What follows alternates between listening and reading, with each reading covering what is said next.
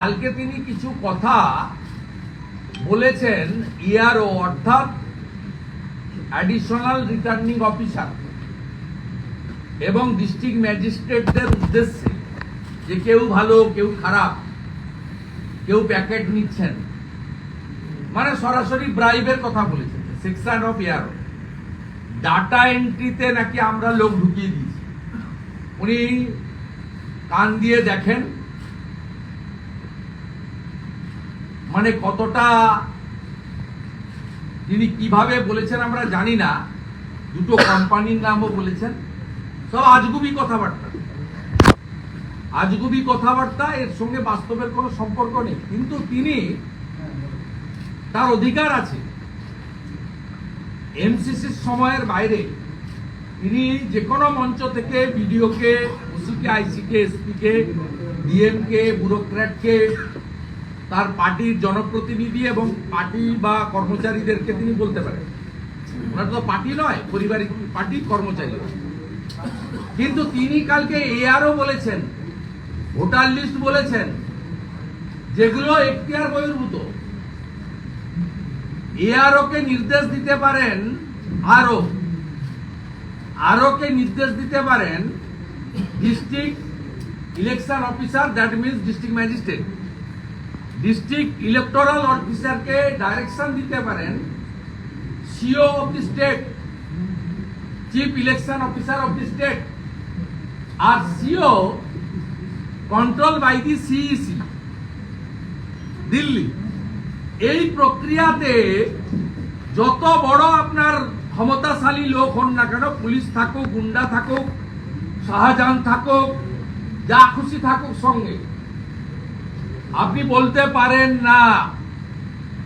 আজকে ভার্চুয়াল করে বলতে হবে মুখ্যমন্ত্রী যে ভয় দেখিয়েছেন এআরওদের, ডিএমদেরকে কেউ যেন ভয় না পায়।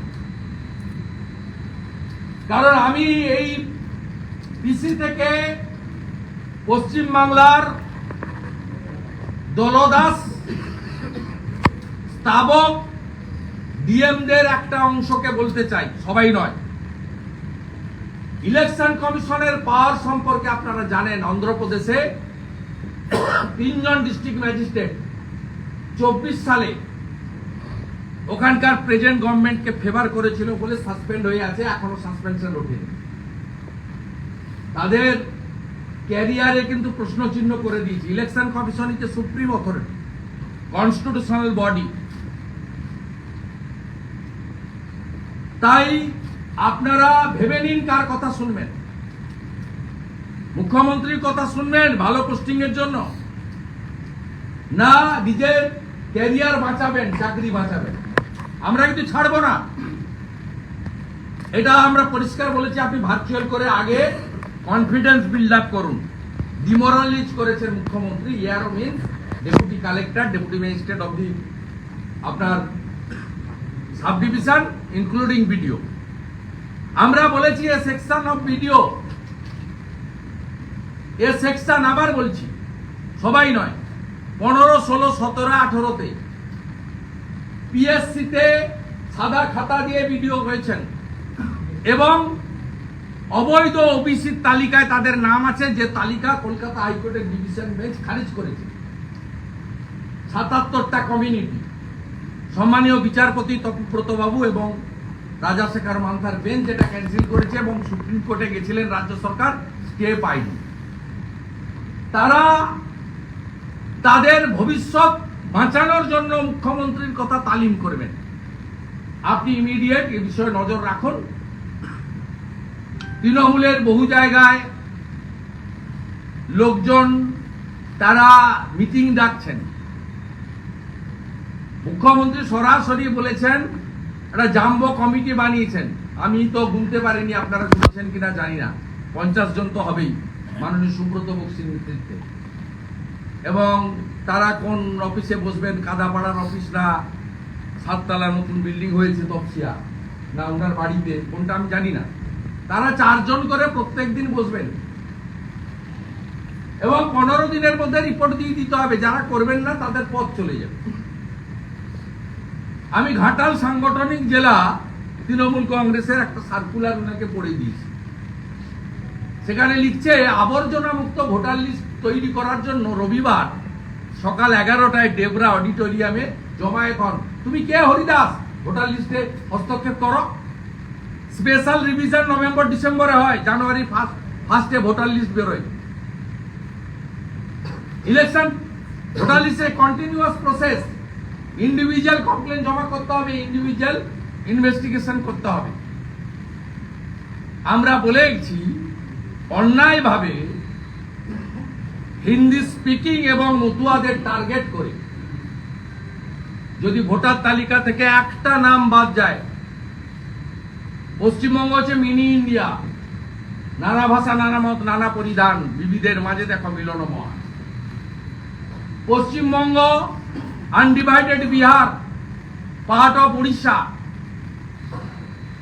অনেক বড় জায়গা, আসামের অনেকটা জায়গা, অনেক জায়গা নিয়ে পশ্চিমবঙ্গ ছিল। ক্রমে ক্রমে বিভক্ত হয়েছে, আবার কিছু জায়গায় ইনক্লুড হয়েছে,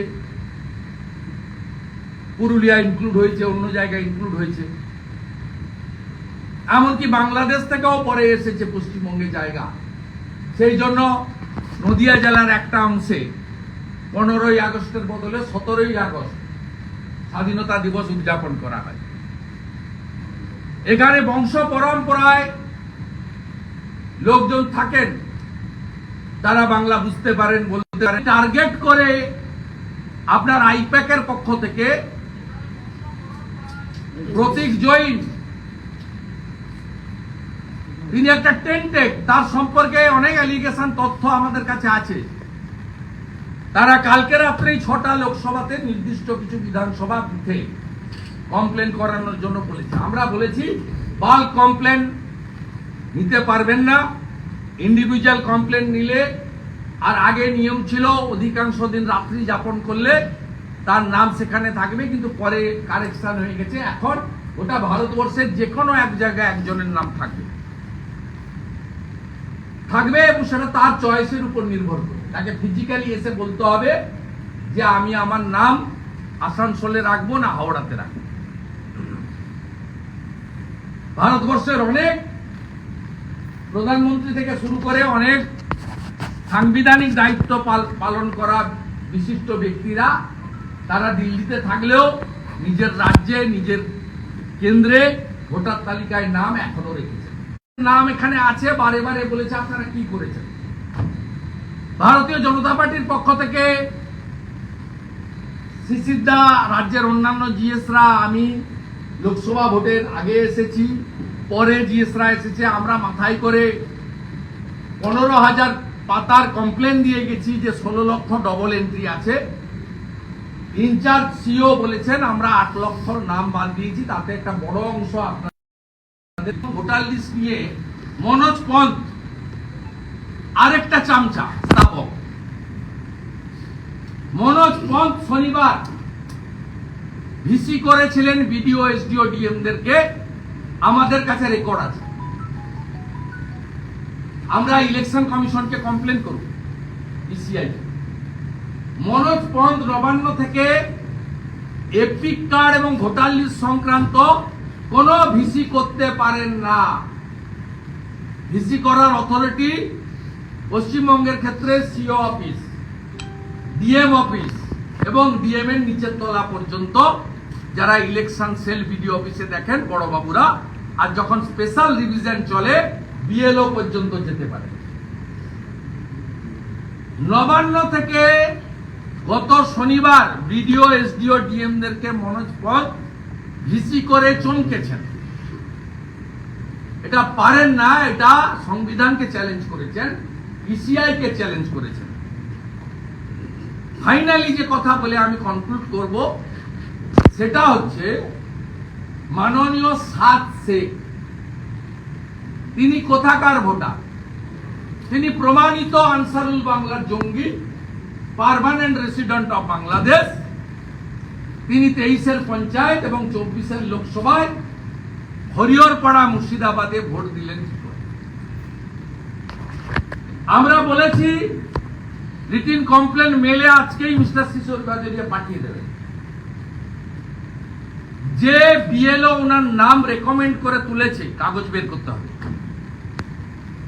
যে ট্যাগিং অফিসার বিডিও অফিসে হরিহর পাড়ায় ওনার হিয়ারিং নিয়ে নাম ইনক্লুড করে দিয়েছেন ডিএমএস সই করিয়ে, এই চেনটাকে সামনে আনতে হবে, এদের বিরুদ্ধে ব্যবস্থা নিতে হবে। কনসার্নিং বিএলও হিয়ারিং যিনি করেছেন on behalf of BDO office, BDO একজন ট্যাগিং অফিসার হিয়ারিং করেন তিনি, যে বিডিও ফাইনাল করেছেন, যে ডিস্ট্রিক্ট ইলেকটোরাল রেজিস্ট্রেশন অফিসার অর্থাৎ ডিস্ট্রিক্ট ম্যাজিস্ট্রেট, তার নাম সাব সেকেন্ড তুলেছেন, যিনি নিজে বলেছেন আমার এপিক আছে, আধার আছে, আমি দুবার ভোট দিচ্ছি। এটা আপনাকে করতে হবে।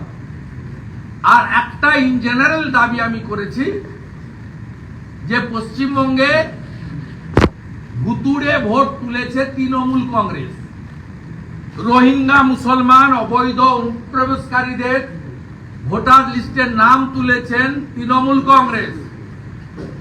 9টা বর্ডার জেলাতে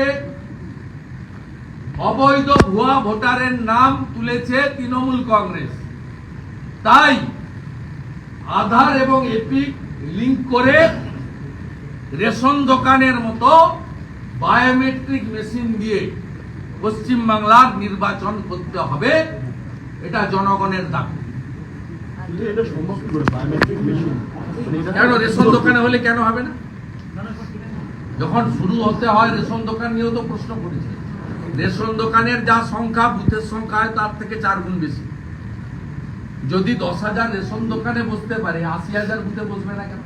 আপনি কি এই দাবিটা শুধুমাত্র কোনো একটি রাজ্যকে বলতে পারেন, মানে পশ্চিমবঙ্গের কথা বলেন? এত রোহিঙ্গা অনুপ্রবেশকারী ভোটার নেই, অন্য রাজ্য তো সাফ করে দিয়েছে, দিল্লি তো সাফ করে দিয়েছে, মহারাষ্ট্র শুরু করেছে সাফ করা।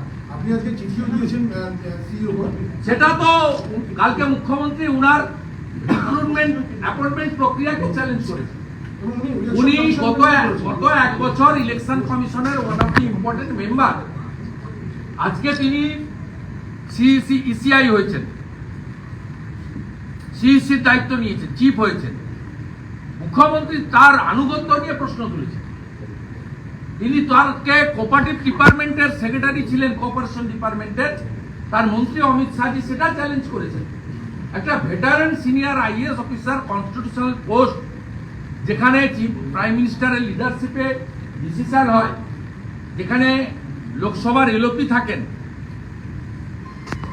প্রশ্ন তুলন কি করে? আপনি পশ্চিমবাংলার লোকায়ুক্ত করেছেন এলওপি কে রেখে, ইনফরমেশন কমিশনার করেছেন এলওপি কে রেখে, আপনাকে হাইকোর্ট সুপ্রিম কোর্ট বলার পরেও আপনি সিকিউরিটি কাউন্সিলের মিটিং ডাকেন, আপনি সিএজি রিপোর্ট সাবমিট করেছেন কোনদিন বিধানসভায়? আপনার বিধানসভায় লোকায়ুক্তের রিপোর্ট সাবমিট হয়েছে? সমস্ত ট্রান্সপারেন্ট এবং কনস্টিটিউশনাল বডিকে আপনি এখানে ডিফার্ম করে, যে নরেন্দ্র মোদীজির নেতৃত্বে ট্রান্সপারেন্ট পলিসিতে রিক্রুটমেন্ট হয়েছে একজন সিনিয়র আইএএস অফিসার, যিনি লোকসভা নির্বাচন সফলতার সঙ্গে করেছেন, ওয়ান অফ দি 3 জনের মধ্যে ওয়ান অফ দি মেম্বার ছিলেন, তার ইন্টিগ্রিটি নিয়ে প্রশ্ন তুলেছেন। তাহলে আপনার সিও মতে যে লোকগুলো কাজ করত, পশ্চিম বর্ধমানে ডিএম করেছেন, মালদার ডিএম করেছেন, মুর্শিদাবাদের ডিএম করেছেন, এবার তো আমরা প্রশ্ন তুলব ভোটের সময়, যে এরা সিও মতে কাজ করেছিল, বা আপনার ভূমি সংস্কার দপ্তর, আপনার স্বাস্থ্য দপ্তর, আপনার পুলিশ দপ্তর, আপনার পার্বত্য উন্নয়ন দপ্তর, আপনার মাইনরিটি অ্যাফেয়ার্স দপ্তর, আপনার হাতে কিছুদিন কৃষি দপ্তর ছিল, যারা যারা ছিল সব লোকগুলোর তারা আইএএস পাস করেছেন, সিনিয়র অফিসার হয়েছেন, তাদের আনুগত্য এবং কর্মদক্ষতা নিয়ে প্রশ্ন তোলা যায়? You chief minister crossed your limitation yesterday.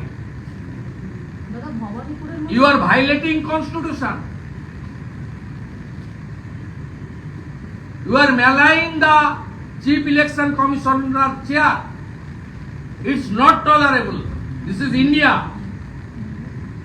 আমাদের সব কথার শেষ কথা হচ্ছে বাবা সাহেব ভীমরাও আম্বেদকরের সংবিধান, যে চ্যালেঞ্জ করবে